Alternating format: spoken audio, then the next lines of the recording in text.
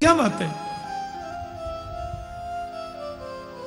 गोविंद अपने पलंग से उठे, उद्धव को गले लगाया, बोले उधो मोही ब्रज बिसरत नाही, मोहे ब्रज बिसरत नाही। हंस सुता को सुंदर कलरव और कुंजन की छाही, मोहे ब्रज बिसरत नाही। तुम्हारी मथुरा में सब सुविधाएं उधो, में ये नहीं कहता, पर मेरे ब्रज का सुख कहीं नहीं है। जानते हो, मुझे जरा सा जुकाम भी हो जाता ना, मेरी माँ यशोदा दुनिया भर के वैद्यों को बुलाती, मेरे लाला को काम है, वो मेरे कन्हैया को छींक क्यों आई। बड़े बड़े ज्योतिषियों को बुलाती, काऊ की नजर लग गई, मेरे लाला क्यों रोवे। मैंने क्या किया मालूम? वो माता यशोदा जिसने मुझे उंगली पकड़कर चलना सिखाया, उधो, मैं जब मथुरा आने लगा ना, नंगे पैरों से मेरी वृद्धा माता यशोदा मेरे रथ के पीछे पीछे दौड़ी। लाला रुक जा, राजा रुक जा, लाला रुक जा, ऐसे मुझसे बोली। और मैंने क्या किया मालूम? मैंने झूठ बोल दिया। मैंने कहा मैया परसों आगमिष्यामि, मैं परसों आ जाऊंगा। उधो मुझे इतनी ग्लानि होती है, जब मुझे बरसों तक लौट के जाना ही नहीं था तो मैंने मां से झूठ क्यों बोला।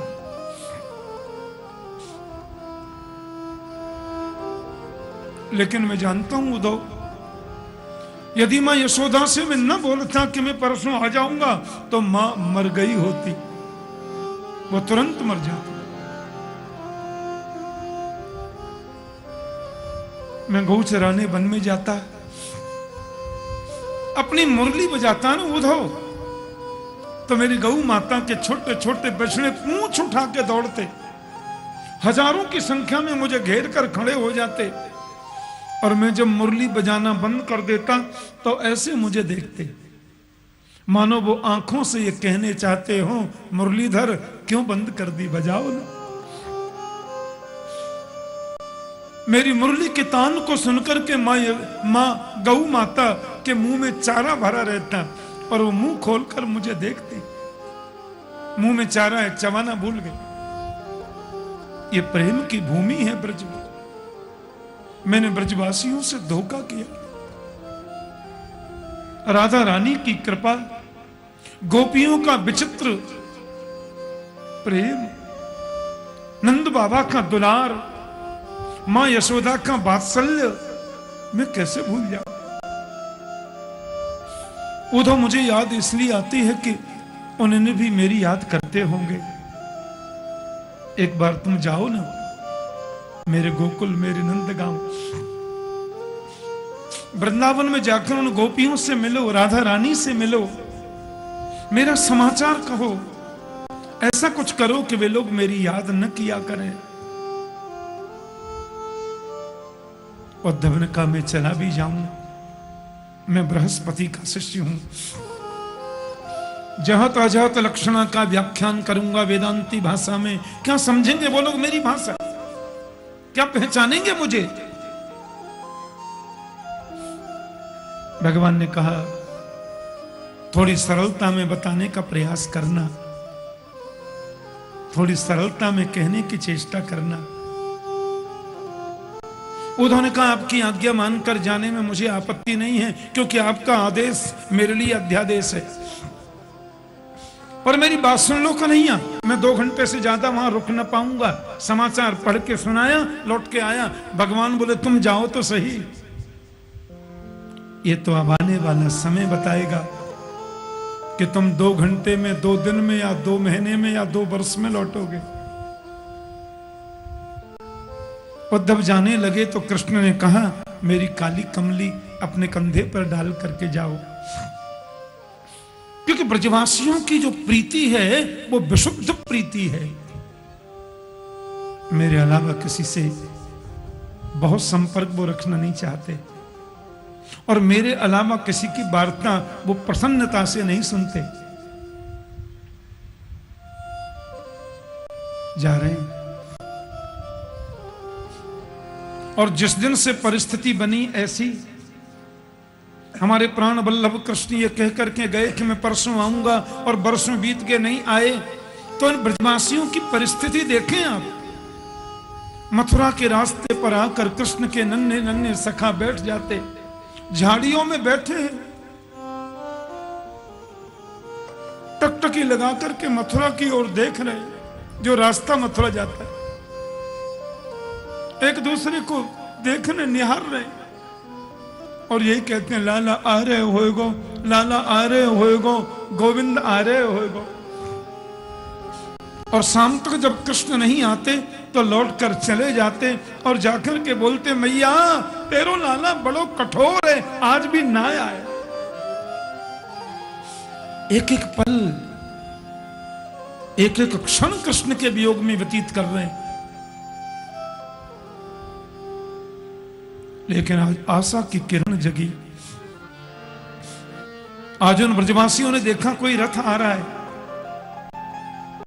और रथ पर वही चिन्ह लगा है जो अक्रूर जी के रथ में लगा था। अब झाड़ी में से निकलकर सब एक दूसरे को आवाज लगाते हैं, अरे मधुमंगल, अरे सुबल, अरे तोष, अरे श्रीदामा, अरे दौड़ो भैया, हमारो कन्हैया आ गए, हमारो नाना आएगा। और झाड़ी में से निकलकर भागे। कृष्ण का बहुत लाडीला मधुमंगल छुपकर बैठ गया। एक सखा बोले तू चल ना भैया, तू चले क्यों ना है? बोले हम तो कन्हैया से रूठ गए, और गोविंदा आकर के हमारे चरणों में गिर के हमको मनावेगो तो बात करेंगे नहीं, हम बातें बोलेंगे ही नहीं। जब ये सब ब्रजवासी चौकड़ी भर के भागे, अरे लाला आ गए हो, अरे गोविंदा आ गए हो, हमारा कन्हैया आ गए हो, तो मधुमंगल से रहा नहीं गया, और मधुमंगल झाड़ी में से निकल के भागा, और भागते भागते उन सखाओं से आगे जाने लगा। एक सखा बोले चौ तू तो रूठ गए कन्हैया से, अब काई को निकल के भाग रहे हो? मधुमंगल बोला अरे रूठ बाद में जाऊंगा, इतने दिन में मेरा गोविंद आ रहा है, एक बार गले से लगाकर प्रेम तो कर लूं। उन हजारों सखाओं ने आकर के रथ को घेर लिया। मधुमंगल बोलो या में हमारा कन्हैया है ही ना सके, क्योंकि कृष्ण यदि होतो तो रथ से कूद जाता और हमारे गले लग जाता। सबने पर्दा हटा करके देखा, रथ में उद्धव जी बैठे, और उद्धव से बोले भाई जी जय श्री कृष्ण। उद्धव ने कहा जय श्री कृष्ण, मैं उद्धव मथुरा से कृष्ण का मित्र हूं, यदुवंशियों का महामंत्री हूं, बृहस्पति जी का शिष्य हूं। आप लोग मुझे बता सकते हैं मां यशोदा का घर कहां है? नंद महाराज का दर्शन सुलभ कहां होगा? आप लोग ये ना समझना कि कृष्ण वो बड़े व्यस्त हैं, युवराज हैं ना आजकल, याद बहुत करते हैं आप सबकी, इसीलिए तो मैं आया। नजरानी का घर कहां है मुझे बताओ। रोते हुए सखा बोले वाह रे कन्हैया, परसों की कहकर के गया और वर्षों बाद हमारी याद भी आई, तो मित्र भेज दिया स्वयं नहीं आया। उद्धव जिस दिन से प्राण वल्लभ श्री कृष्ण हमें छोड़ करके गए, माता यशोदा के महल का रास्ता इतना सीधा हो गया, उसे पूछने की जरूरत नहीं है,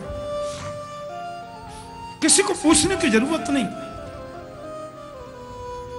ये पानी बह रहा है, उद्धव ने कहा पानी है, इस पानी के किनारे किनारे चले जाओ, और जहां इस पानी का उद्गम है, जहां से पानी निकल रहा है, वही नजरानी यशोदा का घर है।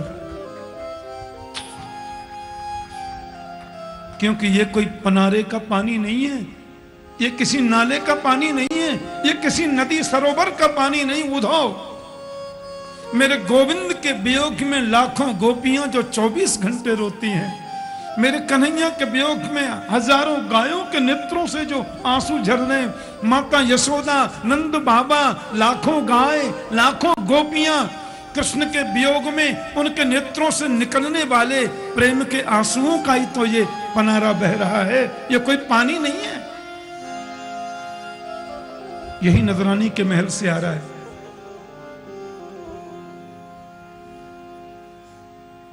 बाप रे, उद्धव तो देखते रह गए।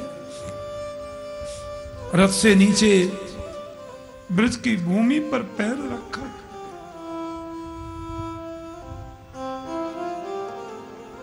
नजरानी के महल के द्वार पर उद्धव आए। माता यशोदा के महल के अंदर से कृष्ण कृष्ण कृष्ण कृष्ण कृष्ण नाम की ध्वनि निकलती है। उद्धव ने प्रवेश किया तो कभी किलकारी मार के कोई हंस रहा है जोर से, कोई नन्हा सा बालक मानो हंसता है।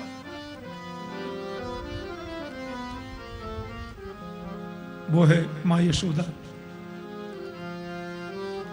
गोविंद की याद में 24 घंटे बैठी रहती है। मैया की आंखों से आंसू कभी सूखते नहीं उद्धव। अब तो हालत ये हो गई कि आंख से दिखना भी कम हो गया, इतना रोती है। गोविंद के वियोग में कानों की शक्ति भी कमजोर हो गई उद्धव। तुम थोड़ा जोर से बोलो तो तुम्हारी बात शायद सुन ले।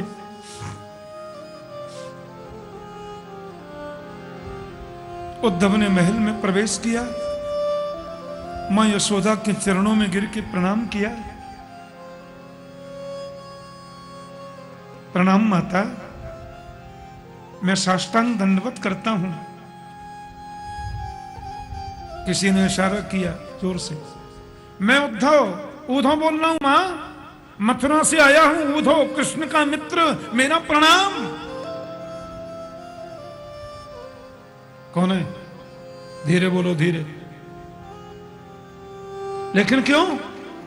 अरे जोर से बोलोगे तो मेरी लाला की नींद खुल जाएगी, मेरे गोविंद की नींद खुलेगी। तुम्हें मालूम नहीं, कभी माखन मांगे, कभी चंदा मांगे, कभी बहू मांगे। बड़ी मुश्किल से मैंने कन्हैया को सुलाया है कि धूर भरे अंग सोहत श्याम जू,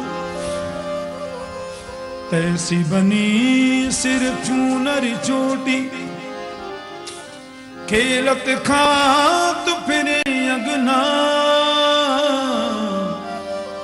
पग पैंजनी बाजत पीरी कछोटी। या छवि को रस खान बिलोकत, भारत काम कला निधि कोटि, काग के भाग को का कहिए, हरि हाथ सुले गयो माखन रोटी।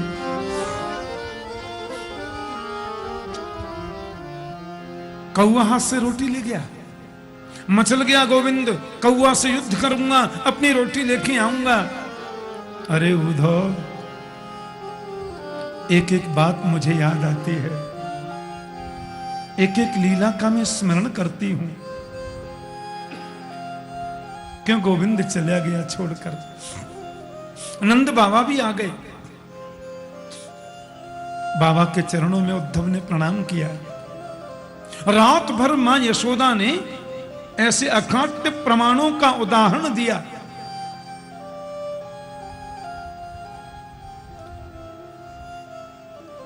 उद्धव बौना हो गया। मां, आप मुझे उसके लिए क्षमा कर दो। आप वो बिल्कुल नहीं है जो मैंने सोचा था। मेरे जैसे करोड़ ज्ञानी भी आपके चरणों की धूल के कण पर वार दिए जाएं मां, तो आपके चरणों की धूल के कण की बराबरी नहीं कर सकते। आप तो ज्ञान का भी अगाध सागर हैं। मां ने अपनी भोली भाषा में सब कुछ कह दिया। अद्भुत वात्सल्यमयी भक्ति है मां यशोदा की, वो वात्सल्य का सागर है। मैं राधा रानी का दर्शन करना चाहता हूं। भागवत में एक बड़ा अद्भुत गीत है, भ्रमर गीत, जो भौरा गाता है। ध्यान से सुनना। अब गोपियों के पास में उद्धव जी आए। ऐसा सुंदर निकुंज वन है।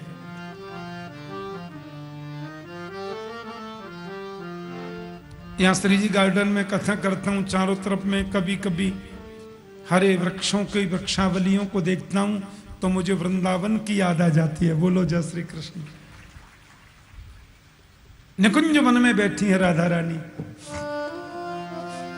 और हजारों गोपियां, लाखों गोपियां घेर कर बैठी हैं।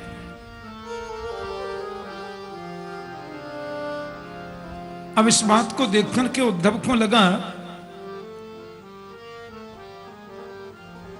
यशोदा मैया के सामने भी बौना हो गया, मैं बोलने के काबिल न रहा, तो गोपियों के सामने तो बोल ही कैसे सकता हूं, मेरी कोई सामर्थ्य नहीं है। इतने में उड़ता हुआ एक भौरा आया।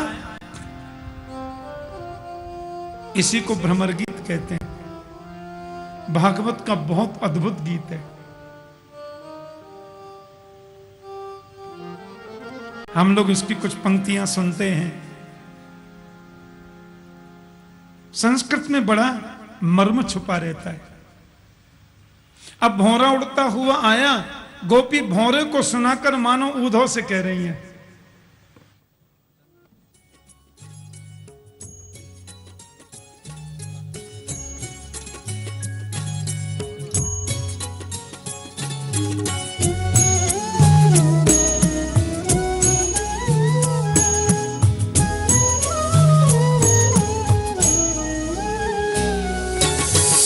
मधुपति तव बंधो मां स्पृशांघ्रिं सपत्न्या उच्च विलुलित माला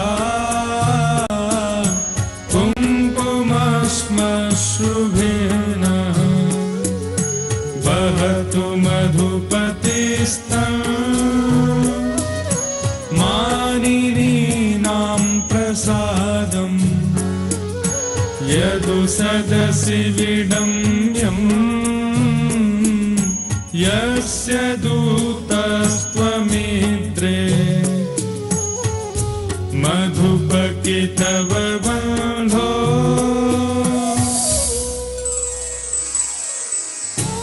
अरे कृष्ण के कपटी मित्र क्यों बार बार हमको मनाने की चेष्टा करता है?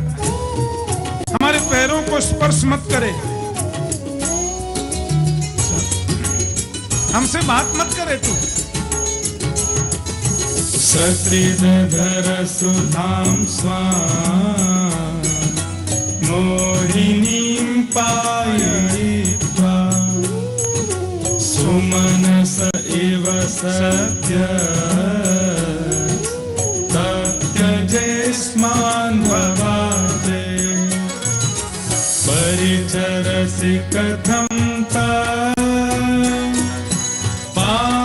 पद्मं तु पद्मा यप्रिवत हितचेता उत्तम श्लोक जल्पै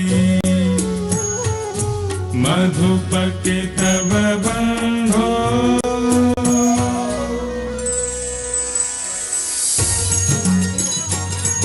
जैसे तुम भौरे फूल पर बैठकर उसके रस को चूस लेते हो, फूल को छोड़कर चले जाते हो, ऐसी तुम्हारा कपटी कृष्ण है। प्रेम करता है पर रोती बिलखती छोड़कर चला जाता है। हम मानने वाली नहीं है तुम्हारी बातों में। किमिह बहुषढंग्रे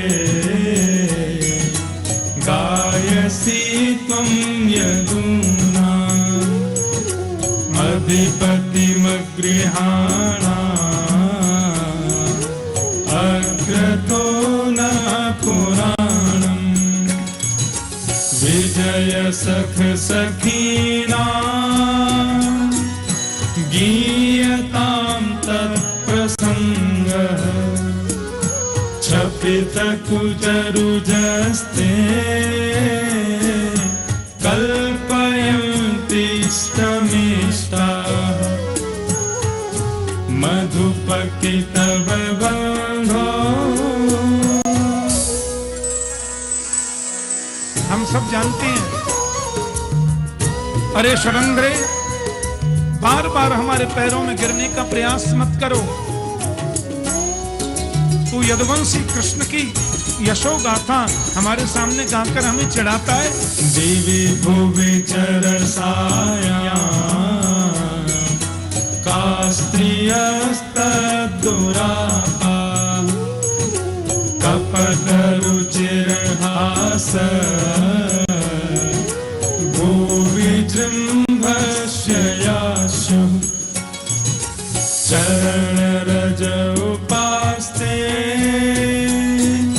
यस्य भूतिर्वयं का अपि च कृपणपक्षे युक्तमश्लोकसद्दः मधुपकितबबन्धो।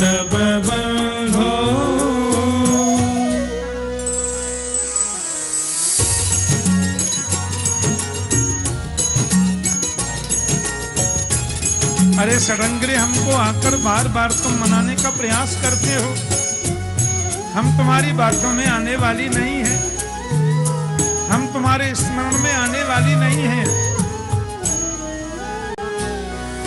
विसृज शिरसि पादं वेद्म्यहं चाटुकारी अनुनय विदुषस्ते मुकुन्दा स्वकृत इह विशिष्टा पत्न्यपत्न्यन्यलोका व्यसिजत कृतचेता किं नु सन्धेयमस्मिन् मधुपकितबबन्धो। अरे कृष्ण के कपटी मित्र हमें बार बार मनाने का प्रयास करते। तुम्हारी और कृष्ण की स्थिति एक जैसी है। तुम कमल पर बैठकर उसके रस को चूसते हो, फिर कमल से संबंध छोड़कर चले जाते हो। ऐसे तुम्हारा कृष्ण है। वो आज का नहीं, जन्म जन्मांतर का कपटी है। हम जानते हैं उसकी आदत को। क्या बिगाड़ा था राजा बलि ने? उसके पास में गए, मृगायुरिव कपिन्द्रम बिभ्यधे लुब्ध धर्मा स्त्रियमकृत विरूपाम स्त्रीजितः कामयानाम। वो बेचारी शूर्पणखा आई थी पाउडर लगा के, शादी रचाने आई, शादी मादी करना तो कुआं भाड़ में गया, नाक कान काट दिए। राजा बलि के यहां पर वो ठिगना सब बामन बनकर के गए, सब कुछ लूट लिया और बाली को छुपछुन के बाण मार दिया। आज का नहीं, जन्म जन्मांतर का वो कपटी है। उद्धव ने कहा, ओहो, ये गोपियां तो सब जानती हैं कि जो राम है वही कृष्ण है, जो कृष्ण है वही नारायण है। अहो यूजम स्व पूर्णार्था भवत्यो लोक पूजिता स्त्रियो बनचरी व्यभिचार दुष्टा कृष्णे क्वचैस परमात्मनि रूढ़ भावा। कृष्ण के प्रति इनकी विचित्र रीति, फिर भी भैया बृहस्पति के चेला तो उपदेश तो करना पड़ेगा। उद्धव ने कहा माफ करना देवियों, जिस कृष्ण के वियोग में तुम रोती हो, जिस कृष्ण के वियोग में तुम विलाप करती हो, वो साक्षात पूर्ण ब्रह्म जगदीश्वर है, ब्रह्म है। और ब्रह्म जो होता है उसके लिए रोना कैसा? उसके हाथ होते नहीं, पैर होता नहीं, शरीर होता नहीं, वो सर्वत्र व्याप्त है, सर्वत्र उसकी सत्ता है। मुझे ऐसा लगता है कि व्यक्ति को योग के माध्यम से मन पर निग्रह करना चाहिए और निग्रह मन के द्वारा ब्रह्म चिंतन करना चाहिए। रोना धोना जीवन के लिए खत्म। बोले उधो मन ना रहे 10-20, एक हत्यो सो गयो श्याम संग को आराधे। उधो मन केवल एक होता है और एक मन को चुराकर कृष्ण यहां से ले गए। अब दूसरा मन हमारे पास है ही नहीं तो तुम्हारे ब्रह्म का चिंतन किससे करें? अरे मन हो तब ने चिंतन किया जाए ब्रह्म का। इंद्रिय शिथिल भई माधव बिन, जो देही बिनु शीस। तुम तो सखा श्याम सुंदर के, सकल जोग के। बिना कृष्ण के शरीर का अस्तित्व नहीं है। हम तो गोपी हैं और गोपी का तो मतलब होता है गोभी इंद्रिय ही कृष्ण रसम पे बतीत गोपी। और कृष्ण के जाने के बाद तो इंद्रिय शिथिल हो गई। पर हमारी भी एक बात सुन लो, तुम कहते हो उसका शरीर नहीं होता तो गलवैया दे के रास रचाया कैसे? तुम कहते हो हाथ नहीं होते तो गौ माता को पकड़कर गौ चराने गया कैसे, हाथ में छड़ी लेके? तुम कहते हो मुख नहीं होता तो माखन मिश्री हमारे सामने हमारे घर में पाया कैसे? उनके चरण नहीं होते तो रास रचाया कैसे? अरे ऊधो तुम भय बोरे, पाती लेके आए दौरे। योग कौन जाने यहां रोम रोम श्याम है। यहां तो रोम रोम में गोविंद बैठा है। अच्छा, तुमको शायद ये भ्रम हो गया कि हम जो कृष्ण के वियोग में रोती हैं, इसका मतलब शायद तुमने ये लगाया कि हम कृष्ण से मिलने को रो रही हैं। गलत। हम कृष्ण से मिलने को नहीं रो रही हैं। यदि केवल कृष्ण से मिलना हमारा ध्येय होता उधो, तो हम सवेरे कृष्ण से मिलने जाती, शाम तक 2 बार मिलके वापस आ जाती। मथुरा दूर है क्या? पर हमारे जाने से, हमारे मथुरा पहुंचने से श्री गोविंद की स्वतंत्रता में किसी भी प्रकार का व्यवधान यदि आता है तो जीवन पर्यंत हम कृष्ण से मिलेंगी ही नहीं। पर इस दिल में सिवाय कृष्ण के किसी दूसरे को जगह मिल भी नहीं सकती। बोलो जय श्री कृष्ण। कौन ब्रह्म, कौन परमात्मा, कौन योगेश्वर, कौन क्या? हमारा तो सब कुछ कृष्ण है। कृष्ण तन, कृष्ण मन, कृष्ण ही हमारो धन। कृष्ण तन, कृष्ण मन, कृष्ण ही हमारो धन। आठों याम ऊधो, हमें कृष्ण ही सो काम है। हमारा तो सब कुछ केवल कृष्ण है। सिवाय कृष्ण के हम किसी को जानती नहीं। क्योंकि आश्रिष्ण्यवा पादरताम पिनस्तु माम, तदर्शनाम मन्महताम करोतु वा। यथा तथा वा विदधातु लंपटो, मत्प्राणना तस्तु सेवना पर। वो हमको हृदय से लगाकर पीस डालें, चाहे पैर की ठोकर से मर्मांत तक पीड़ा पहुंचाकर मार डालें, जैसा उनको लगे वैसा करें, लेकिन मत प्राणनाथस्तु स एव ना पर। हमारे प्राणनाथ केवल कृष्ण हैं, दूसरा कोई हो नहीं सकता। अब तो गोपियां कृष्ण वियोग में मेरी सुनो में अभी भौरा से बात कर रही थी कि अपिबत मधुपुरिया आर्य पुत्रो धुनास्ते स्मरति सपितृगेहान् सौम्य बंधुश्च गोपान् क्वचिदपि स कथानः किंकरीणां गृणीते भुजम गुरु सुगंध्यम मूर्धन धास्यत् कदानु। उल्हाना देती भी जा रही है और ये भी लग रहा है कृष्ण को कहीं बुरा न लग जाए।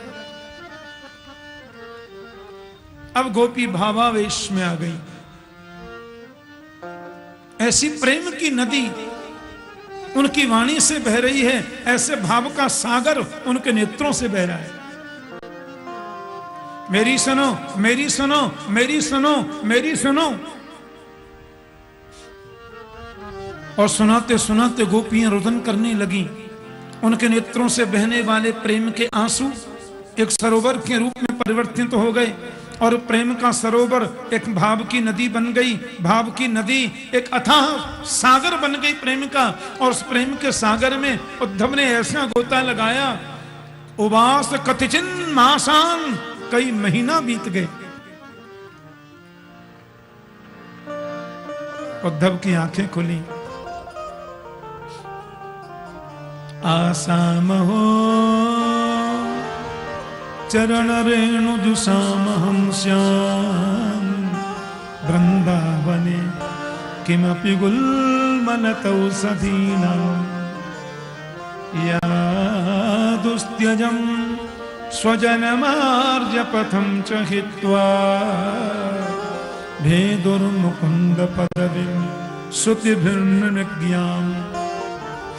मेरे जीवन की एक ही आशा है, मेरे जीवन की एक ही अभिलाषा है, मनुष्य का जन्म मिले तो वृंदावन में मिले, पशु पक्षी भी बनूं तो ब्रजमंडल में बनूं, कोई पत्थर का टुकड़ा बनूं तो गिरिराज की तलहटी का बनूं, घास का कोई तिनका बन जाऊं तो भी ब्रज में बनूं, ताकि गोपियों के चरणों की धूल उड़कर मेरे मस्तिष्क पर पड़ जाए तो मैं भी पवित्र हो जाऊं। बोलो जय श्री कृष्ण।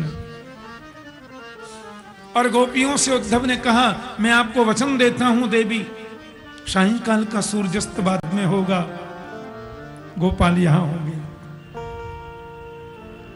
ऊधो सूधो है चलो सुन गोपिन के बोल, ज्ञान बजाई डुमडुमी प्रेम बजायो ढोल।